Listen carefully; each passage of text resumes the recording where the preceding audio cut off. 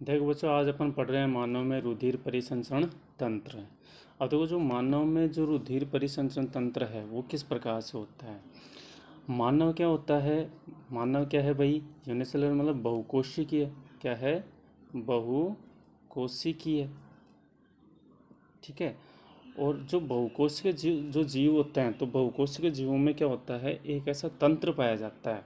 क्या पाया जाता है? एक ऐसा तंत्र पाया जाता है जो क्या काम करता है, शरीर में ऑक्सीजन, जो क्या काम करता है, शरीर में ऑक्सीजन और जो पोषक जो पदार्थ होते हैं, कौन से होते हैं, जो पोषक जो पदार्थ होते हैं उनका क्या करता है, आदान प्रदान या परिवहन करता है। क्या करता है? परिवहन। ठीक है, उनका परिवहन करता है।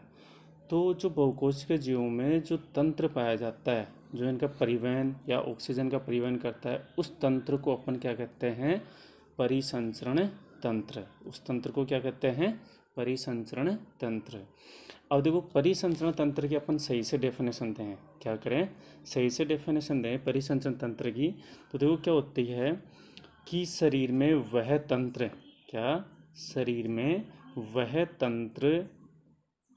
तंत्र जो क्या काम करता है, जो ऑक्सीजन और जो पोषक जो पदार्थ होते हैं, ऑक्सीजन और जो पोषक जो पदार्थ होते हैं उनका क्या करे, परिवहन। ठीक है। तथा जो शरीर में जो CO2 बनती है, क्या बनती है, शरीर में जो CO2 बनती है वह, और जो शरीर में जो अपशिष्ट जो उत्सर्जी जो पदार्थ बनता है, कौन सा, उत्सर्जी जो पदार्थ बनता है। ठीक है। तो उत्सर्जी पदार्थों को क्या करती है, बाहर निकालती है। क्या करती है, उत्सर्जी पदार्थों को बाहर निकालती है या निकालता है। तो वह तंत्र जो पोषक पदार्थों का परिवहन तथा शरीर में बनने वाली जो CO2 होती है तथा जो उत्सर्जित जो पदार्थ होते हैं उनको क्या किया जाता है, बाहर निकाला जाता है। तो इस प्रकार का तंत्र क्या कहलाता है, परिसंचरण तंत्र। क्या कहलाता है, परिसंचरण तंत्र कहलाता है। ठीक है। अब जो ये ऑक्सीजन है, कौन है, जो अपन कह रहे हैं ऑक्सीजन और खाद्य पदार्थों का जो परिवहन होता है, किसका, ऑक्सीजन और जो खाद्य पदार्थों का जो परिवहन होता है वो किस प्रकार से होता है, किसके द्वारा होता है। तो ध्यान रखना, ऑक्सीजन और जो पोषक जो पदार्थ हैं, ऑक्सीजन और जो पोषक जो पदार्थ हैं उनका जो परिवहन है, इनका जो परिवहन है वो किसके द्वारा होता है, रुधिर के द्वारा। किसके द्वारा होता है, रुधिर के द्वारा इनका परिवहन होता है। अब देखो, रुधिर के द्वारा किस प्रकार से, कि किस प्रकार से होता है, क्या होता है रुधिर के द्वारा। ठीक है। अब एक चीज़ मतलब रुधिर पढ़ने से पहले अपन ये पढ़ते हैं कि ये जो परिसंचरण तंत्र है, कौन है, जो सर्कुलेशन जो सिस्टम है, सर्कुलेटरी जो सिस्टम है वो कितने प्रकार का होता है। कौन सा, जो सर्कुलेटरी जो सिस्टम है, जो परिसंचरण जो तंत्र है वो कितने प्रकार का होता है। तो ध्यान रखना, ये 2 प्रकार का होता है। कितने प्रकार का, 2 प्रकार का। एक तो खुला परिसंचरण तंत्र और दूसरा होता है बंद परिसंचरण तंत्र। दूसरा कौन सा होता है, बंद परिसंचरण तंत्र। खुला परिसंचरण तंत्र और बंद परिसंचरण तंत्र। खुला परिसंचरण तंत्र तो क्या होता है कि इसमें जो ऑक्सीजन और जो पोषक पदार्थ हैं, ऑक्सीजन और जो पोषक पदार्थ हैं, ठीक है, वो क्या किए जाते हैं, सीधे ही रुधिर क्या काम करता है, इनको ऑक्सीजन और जो पदार्थ होते हैं इनको रुधिर क्या काम करता है, सीधे कोशिकाओं और ऊतकों के संपर्क में ला देता है। ऊतकों के संपर्क में ला देता है। ठीक है। तो कहने का मतलब, खुला परिसंचरण तंत्र वह तंत्र जिसमें ऑक्सीजन और जो पोषक जो पदार्थ होते हैं उनको क्या किया जाता है, सीधा का सीधा क्या किया जाता है, अंगों के संपर्क में ला दिया जाता है। ठीक है। इसमें कोई बंद मतलब कोई वाहिनियाँ नहीं पाई जाती। तो अपन कहें कि इसमें वाहिनियाँ वाहिनियाँ अनुपस्थित होती हैं। वाहिनियाँ क्या होती हैं? अनुपस्थित। ठीक है, तो जिसके द्वारा क्या हो जाता है, सीधा का सीधा जो रुधिर है, जो ऑक्सीजन और पोषक पदार्थ लेके क्या करता है, सीधा का सीधा अंगों के पास चला जाता है। बंद परिसंचरण तंत्र क्या होता है कि इसमें जो रुधिर होता है, इसमें जो अभी मैंने बताया कि जो ऑक्सीजन और जो पोषक पदार्थ हैं वो किसके द्वारा जाते हैं, ब्लड के द्वारा क्या होता है, इनका परिवहन होता है। तो जो रुधिर है वो क्या काम करता है, ऑक्सीजन और पोषक पदार्थों को क्या करता है, लेके जाने का काम करता है। किसके द्वारा? वाहिनियों के द्वारा। किसके द्वारा? वाहिनियों के द्वारा। ठीक है, जैसे ये कोई शरीर का अंग है और ये वाहिनियाँ क्या करती है, इस प्रकार से गुजरती है।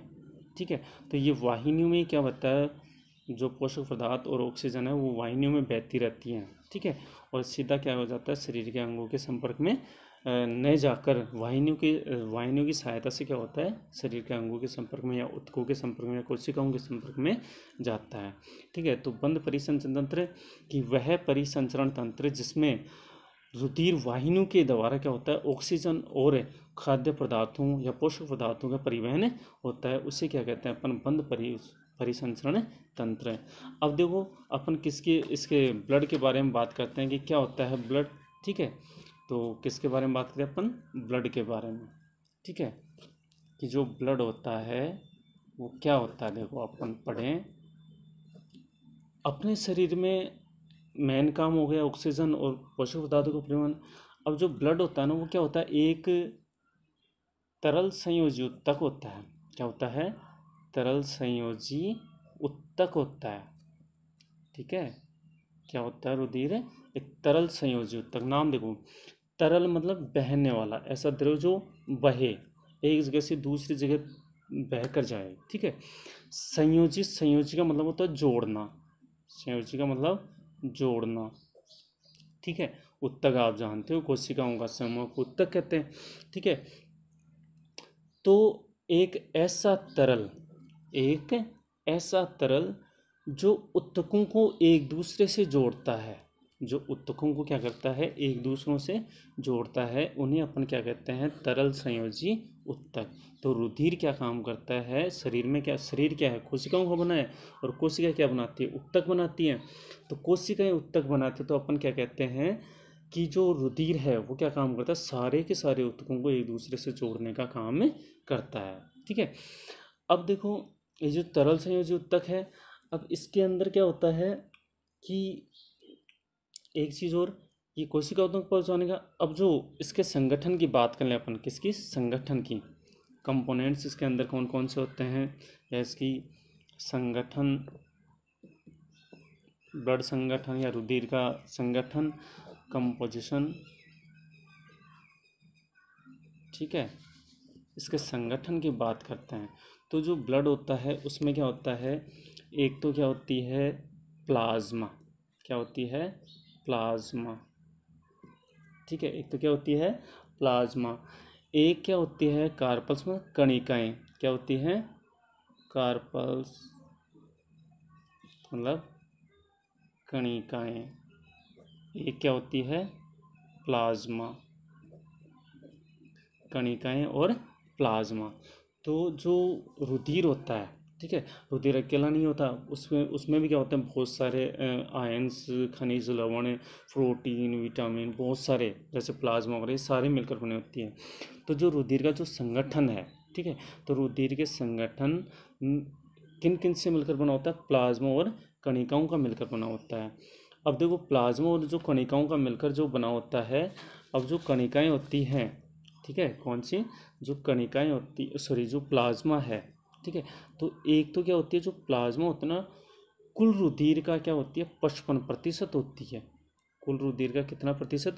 55%। तो रुधिर में क्या होती है, प्लाज्मा। और जो रुधिर में बाकी कितना रह गया, 45।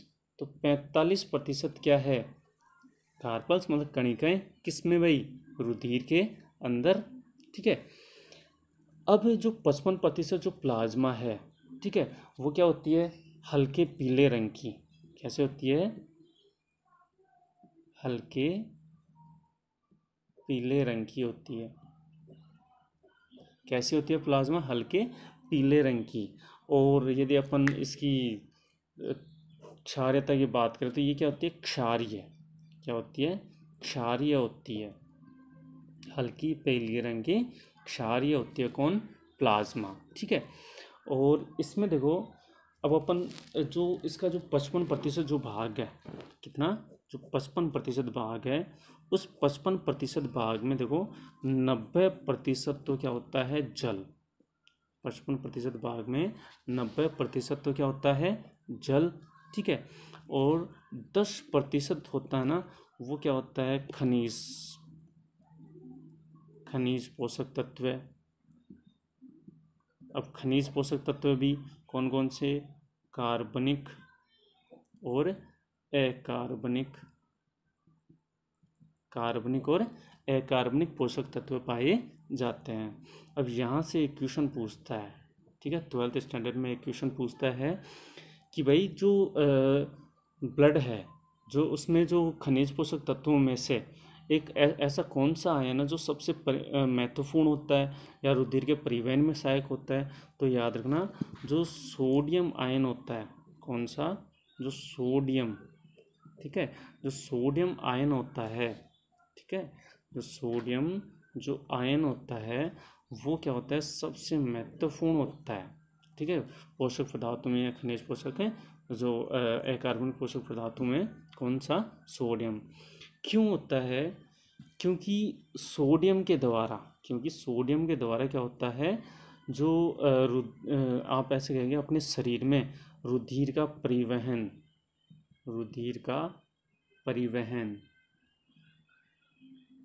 का परिवहन किसके द्वारा होता है? सोडियम के द्वारा ही होता है। इसलिए ये इम्पोर्टेंट है, याद रखना इस चीज़ को भी। अब अपन बात करें इसकी कार्पल्स की, मतलब कणिकाओं की। ठीक है। अब कणिकाओं की बात करते हैं तो कणिकाएं क्या होती है? देखो, कणिकाएं 3 प्रकार की होती हैं। कणिकाएं कितने प्रकार की हैं? 3 प्रकार की। अब देखो, पहली जो है उसको अपन बोलते हैं आरबीसी। क्या बोलते हैं? आरबीसी। ठीक है। या रक्ताणु। ठीक है। रक्ताणु को इंग्लिश में अपन बोलते हैं इरिथ्रोसाइट।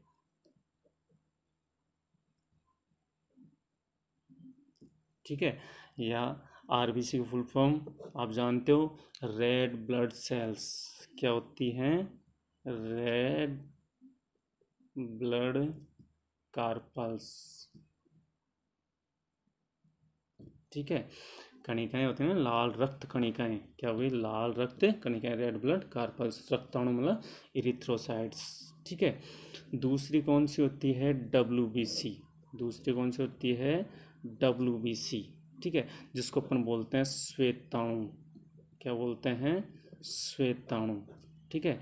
इंग्लिश में बोलते हैं ल्यूकोसाइट्स। क्या बोलते हैं? ल्यूकोसाइट्स। ठीक है। तो कौन सी होगी? आरबीसी। डब्ल्यूबीसी आप जानते हो, वाइट ब्लड सेल्स। कौन सी होगी? वाइट ब्लड कार्पल्स बोल दो, सेल्स बोल दो। ठीक है। श्वेत रुधिर कणिकाएं। क्या नाम हो गया? श्वेत रुधिर कणिकाएं। ठीक है। और लाल रुधिर कणिकाएं, आरबीसी और डब्ल्यूबीसी। 10th स्टैंडर्ड में इनका नाम पूछ लिया जाता है। ठीक है। अब जो तीसरी कौन सी हो गई? Blood platelets. कौन सी होगी? ब्लड प्लेटलेट्स मतलब रुधिर पट्टिकाणु। रुधिर पट्टिकाणु। ठीक है। तो जो कणिकाएं होती हैं, जो रुधिर में जो कणिकाएं होती है, तो याद रखना रुधिर में कणिकाएं कौन कौन सी होगी? 3, आरबीसी, डब्ल्यूबीसी और पट्टिकाणु मतलब प्लेटलेट्स। ठीक है। आरबीसी फुल फॉर्म जानते हो, रेड ब्लड कार्पल्स। डब्ल्यूबीसी का वाइट ब्लड कार्पल्स। और तीसरी कौन सी होगी? Blood platelets. ठीक है। अब देखो इनका थोड़ा सा अपन इनके थोड़े थोड़े बारे में जाने। ठीक है। आरबीसी। ठीक है। आरबीसी होती क्या है? लाल रंग की। ठीक है। कैसी होती है? का रेड। ठीक है। तो रेड जो कलर होता है, तो मेन तो चीज़ ध्यान रखना, जो रेड जो कलर है, ठीक है, वो हीमोग्लोबिन, ठीक है। और ये क्या काम करती है, इसका मेन काम होता है ऑक्सीजन का परिवहन। किसका? ऑक्सीजन का परिवहन करना, ऑक्सीजन का परिवहन करना, ठीक है। अभी अपन नॉर्मल पढ़ रहे हैं, बाद में इनको अपन आरबीसी, डब्ल्यूबीसी और जो प्लेटलेट्स हैं इनको सही से दोबारा से पढ़ेंगे, ठीक है। अब जो डब्ल्यूबीसी है उसका मेन काम क्या है? प्रतिरक्षा बनाए रखना, प्रतिरक्षा बनाए रखना, ठीक है। और ये भी प्लेटलेट्स भी क्या काम करती है? प्रतिरक्षा बनाए रखने का काम करती है, और साथ में रुधिर का थक्का बनाए रखने का काम करती है, रुधिर का थक्का वगैरह, ठीक है। तो अपन इनके बारे में और विस्तार से पढ़ेंगे। आप ज़्यादा से ज़्यादा जुड़े रहें और ज़्यादा से ज़्यादा अपने चैनल को सब्सक्राइब और लाइक ज़रूर करें, और नेक्स्ट ये वीडियो देखने के लिए आप ज़रूर संपर्क करें।